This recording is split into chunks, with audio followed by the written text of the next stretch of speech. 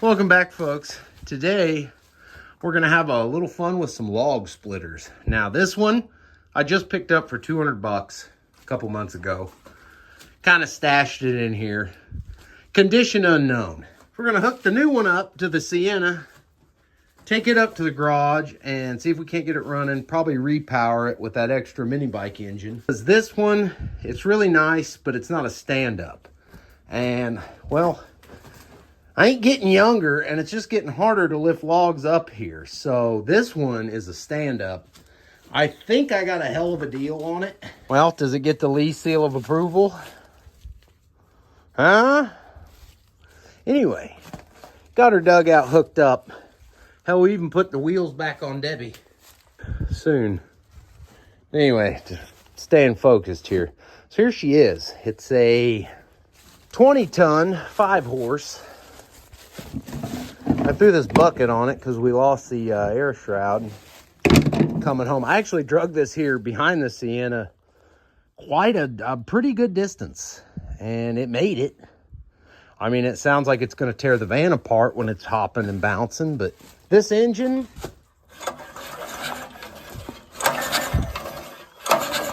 feels like it's got about 2 PSI compression. Plus, I've got that extra mini bike engine that's brand new. And of course, now that I'm looking at this nightmare, I'm not even sure how that attaches. Hopefully that we can get that to attach to the new engine. I'm gonna air the tire up. We'll get it up to the garage. It even came with 2 extra. Somebody's upgraded and put her on. I don't know if it came like this or somebody did this, but it's got mobile home style wheels on it, which I don't know. I don't know if that's good, bad, or ugly, but I know I don't like the tiny wheels because they're always flat, and if they're not flat and you try to go anywhere, they cook the bearings. Someone definitely welded this axle in here, and if I had seen these welds in the first place, I don't know if I'd have drug this home on the highway like I did. Let's give this old engine a college try. How about it?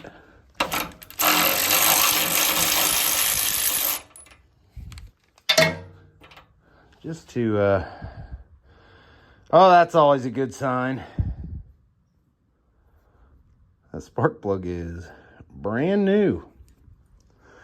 It's always a good sign. Let's get the compression tester and just see what we're working with. We'll put a little slick downer.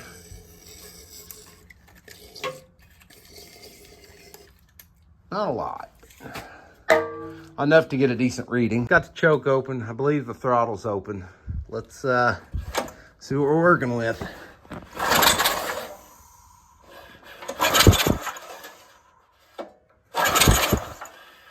What? It's just blasting out the carb hole. And it's coming. Oh, one bad thing about this is if it's not hooked up to something, the ash just wants to fall. So that's a little irritating, but yeah, it's looking like this thing has a intake valve issue. That would explain the no compression. See, we got to make decisions here because I got a brand new 5-horse right there that needs a home. 2 5/8. Yep, they're the same. So we're gonna move forward with just seeing about taking this pump off, because splitting wood's already not the most fun thing in the world. But it's really not fun when your splitter has a shitty engine and you got to fight with it to keep it going. I just want one pull, it runs, and doesn't stop until you shut it off. So let me get this pump off of here. Well. Okay, so it's pretty simple. It's just got a little Lovejoy in there. Now, just me looking at that seems very, very worn down. I don't know. I don't mess with these much. Is that as bad as it looks, folks? You guys that know stuff? All right, we got the connector off, and seeing it up close is making me stand by the decision to just go ahead and change engines, because that sucker's got some time on it.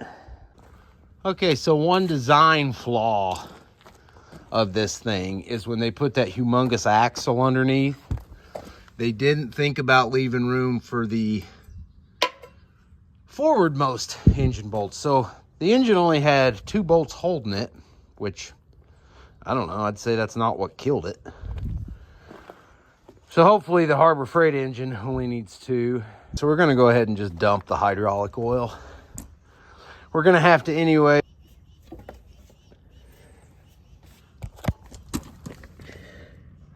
That's actually not bad. Hell, I'd run that. It's a weird system. Usually the caps are breathers, but not on this guy. I'll replace the pressure hose because I've blown those before. And they just coat you in hydraulic oil. And when you're in the middle of the woods, that's not a good time. So I'll at least replace the pressure. New oil, new engine.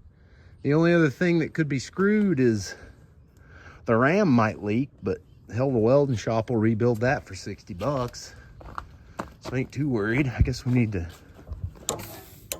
Oh, wow. That gets her moving. Switch ain't froze. Ooh, and it locks on the return. That's nice, so you can set your return, grab your next piece of wood, and keep moving. So here's something that kind of shocked me. The bolt pattern is the same between, where the hell is it? Between the old Briggs and the Harbor Freight engine. Not only that, but the threads are the same. I even reused the studs out of the Briggs engine. So, I mean, as far as using a Harbor Freight engine for just a repower, it's already better than I figured it was going to be. So tomorrow, when it's daylight, we'll go get a new hose, bucket of oil. We'll take that hydraulic filter off and see about getting one of those. And then hopefully tomorrow we can run this thing and probably find out the cylinder leaks. As much as I want to be messing with this, I got to mess with this because there's no furnace in this house. And the only way we heat it is wood stoves. I got one inside that I built and one out here. So firewood takes precedent around here. All right, it's the next day. We're back on log splitter duty. I popped the pump back off. I'm going to take this with me and either see about getting a new one or at least get the nylon, whatever the hell it is, bushing to go in there. Now, the oil filter is the original, and there is not one number on it. So I did some digging, and I actually had this. I'm pretty sure it's for a log splitter. But anyway, the filter screws onto this, so I can pop that in my pocket, take it in the Rule King, and hopefully find a filter without too much headache. I'm going to go ahead and buy new return hoses. Hopefully I can get most of this at Rule King. Let's go to town and see how cheap we can get this thing back up and running today. And they sell new log splitters, so we can see how much a new one of comparable size costs and realize this is worth what we're doing. Well, we're $100 deep, but we got everything. Bub got snacks. Let's run over here and see what a new log splitter will cost. $1,300 for these new pieces of shit. Here's what we ended up with. We got 2 new couplers. Not too terrible expensive. The proper rubber to go in them. Filter. Hoses. Guess how much this pressure hose costs? If you guessed 80 bucks, you're right. My return hoses, I got this heater hose. All right, pump's back on. First return hose is replaced. Now, I get it. Heater hose might not be the best choice for this, but anything's better than that. All right, folks, big moment. Let's try and fire it up and see if I wasted my money. Like I said, this engine's got about 2 minutes of run time on it, so hopefully it's still good. And if it's not, it's got a 2-year warranty.